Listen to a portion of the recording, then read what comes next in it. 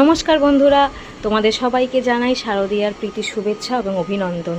আর এটা জানি আমি আমার ব্লগটা শুরু করলাম। কালকে ছিল সানডে আর আমরা বেরিয়ে পড়েছিলাম প্যান্ডেল হপিং করতে। এবছরের মতো প্রথম তৃতীয়ার দিনে আমরা তিনজনে যথারীতি বেরিয়ে পড়লাম ঠাকুর দেখতে। আর ঠাকুর দেখার গন্তব্যস্থলটা ছিল আমাদের কলকাতা। তো যেতে যেতে রাস্তাতে প্রচণ্ড ভিড়ের মধ্যে জ্যামে আমরা আটকে গেলাম, কিন্তু সেটা পার করে আমরা চলে এলাম আমাদের গন্তব্যস্থলে।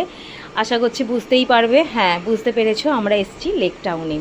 লেক টাউন মানেই আমরা জানি শ্রীভূমি স্পোর্টিং ক্লাব। আর সেখানে প্রতি বছরের মতোই দেখো যথারীতি প্রচুর জনস্রোত। তৃতীয়া তো দেখে মনেই হচ্ছে না যে এটা আমরা তৃতীয়ার রাতে ঠাকুর দেখতে এসেছি, এটা সন্ধেবেলা ছিল।